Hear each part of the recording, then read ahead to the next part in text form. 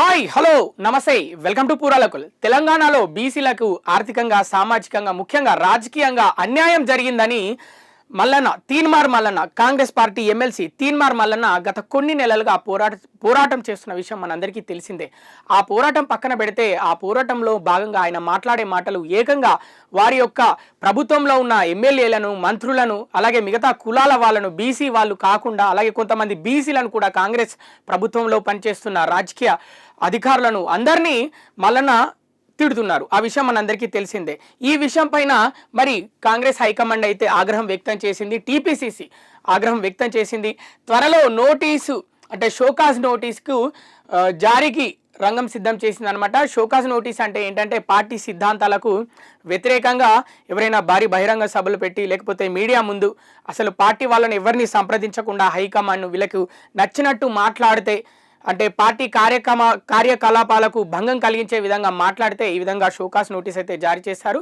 అందుకు తగ్గట్టు ఎవరికైతే షోకాస్ నోటీస్ జారీ అవుతుందో వారు ఖచ్చితంగా వారి హైకమాండ్ ముందు హాజరై వివరణ ఇవ్వాలి, ఎక్స్ప్లెనేషన్ ఇవ్వాలి. ఎందుకు మాట్లాడావు, దానివల్ల నీకేం లాభం, పార్టీకి ఏం లాభం, లేకపోతే నీ స్వంత ప్రయోజనాల కోసం అలా మాట్లాడవా, నీ స్వార్థం కోసమా, లేకపోతే పార్టీ యొక్క అభివృద్ధి కోసం మాట్లాడవా అనే వివరణ పూర్తిగా ఇవ్వాల్సి ఉంటుంది వన్స్ షోకాజ్ నోటీస్ జారీ అయిన తర్వాత. మరి త్వరలో మరి కాంగ్రెస్ పార్టీ అయితే మల్లన్నకు షోకాజ్ నోటీస్ అయితే జారీ చేసేందుకు రంగం సిద్ధం చేసుకుంది. ఫిర్యాదులు చేసిన పలువురు పార్టీ నేతలు, చాలామంది కాంగ్రెస్ నేతలు, కొంతమంది ఎమ్మెల్యేలు అయితే బహిరంగంగా మీడియా ముందుకు వచ్చి మల్లన్నను వాళ్ళు కూడా తిడుతున్న పరిస్థితి.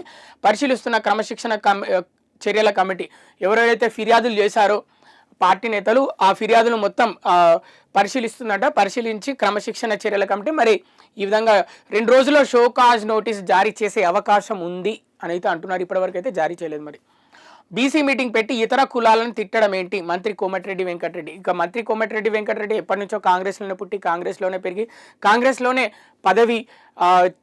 పదవులు చేస్తూ నేను కాంగ్రెస్ యొక్క వ్యక్తిని అని చెప్పుకునే కోమటిరెడ్డి కూడా ఈసారి సీరియస్ అవ్వడం జరిగింది.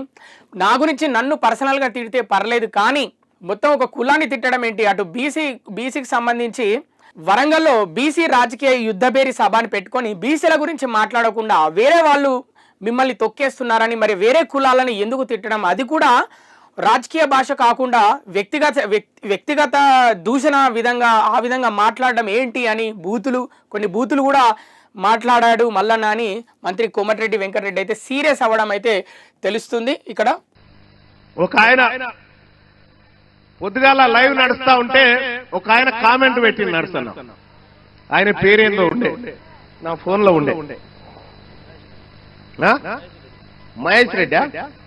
మహేశ్వర్ రెడ్డి అని ఒక ఆయన కామెంట్ పెట్టింది. ఏంటంటే బీసీలంతా మా ఉత్స తాగాలరా అని పెట్టిందన్న.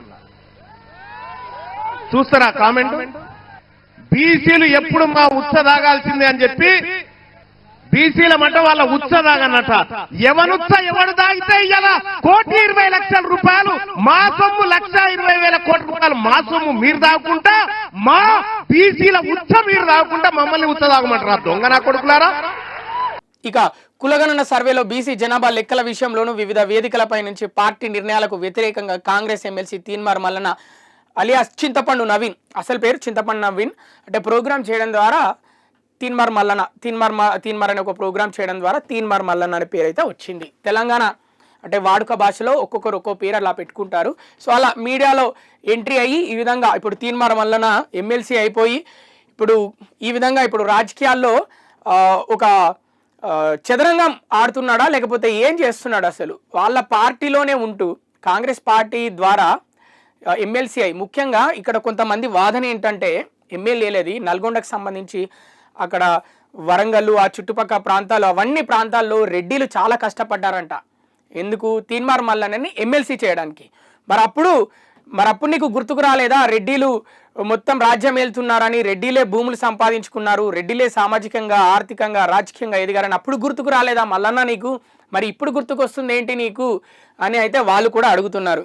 తాజా కులగణన సర్వే నివేదికను తప్పు పడుతూ నిరసనగా దాన్ని ప్రతిని కాల్చేశాడు అందరి ముందు మల్లన్న.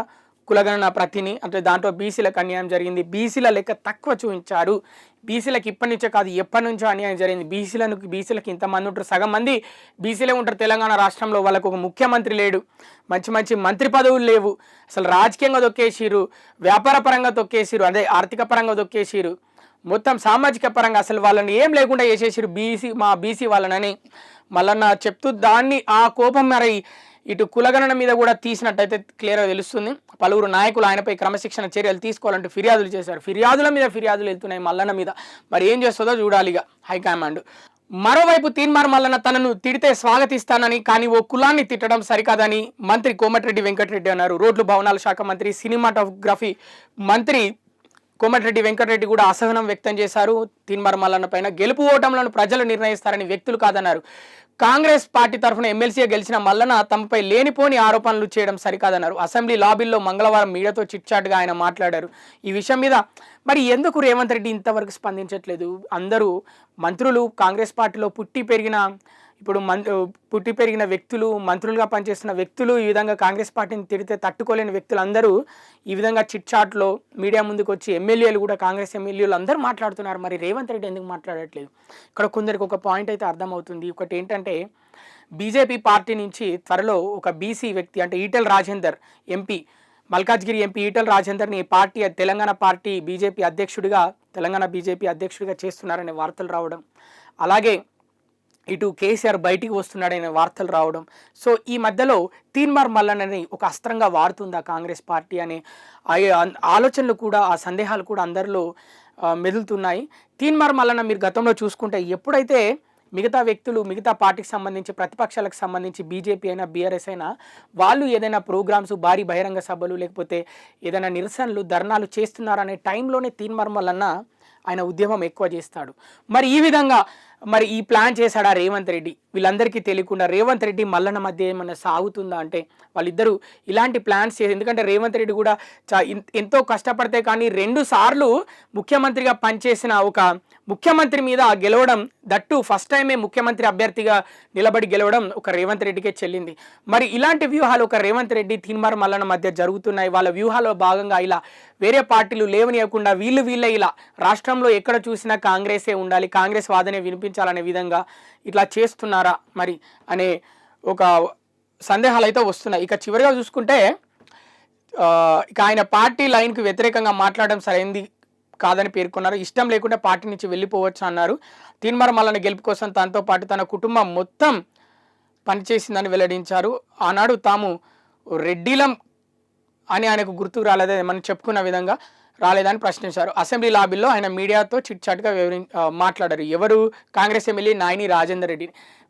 నాయని రాజేందర్ రెడ్డి కాదు, మిగతా చాలామంది ఎమ్మెల్యేలు, అలాగే భువనగిరి ఎమ్మెల్యే అనిల్ కుమార్ రెడ్డి కూడా మీడియా ముందు అయితే చెప్పడం జరిగింది. తీన్మార్ మల్లన్న ఇప్పుడు అలాగే బీర్లా ఐలయ్య కూడా అక్కడ మన ఆలేరు ఎమ్మెల్యే కదా, మరి ఆయన వాళ్ళిద్దరు ఒకప్పుడు ఫ్రెండ్స్ కదా, బీర్లా ఐలయ్యను తీన్మార్ మల్లన్న. అటు బీర్లా ఐలయ్య గురించి కూడా ఆయన బీసీ, మళ్ళీ ఇంకా బీర్లా ఐలయ్య గురించి మాట్లాడుకుంటే మరి బీర్లా ఐలయ్యను కూడా ఇష్టం వచ్చినట్టు మాట్లాడుతున్నాడు తీన్మార్ మల్లన్న. అసలు ఆయన వైఖరి ఏంటి? ఏదో ఒకటి స్టాండ్ మీద ఉంటే క్లియర్గా ఉంటుంది అని ఎమ్మెల్యేలు కూడా అడుగుతున్నారు. ఏదో ఒకటి చెప్పవయ్యా తీన్మార్ మల్లన్న, నీ స్టాండ్ ఏంటి? పార్టీలో ఉండాలనుకుంటున్నావా, వెళ్ళిపోవాలనుకుంటున్నావా, లేకపోతే నీకేం కావాలి? ఒక దగ్గర కూర్చొని చెప్తే వీళ్ళందరికీ ఈ బాధలు ఉండవు. ఇవి ఇప్పటివరకు ఉన్న అప్డేట్స్. మరిన్ని అప్డేట్స్ కోసం చూస్తూనే ఉండండి పూరా local, your choice for local voice.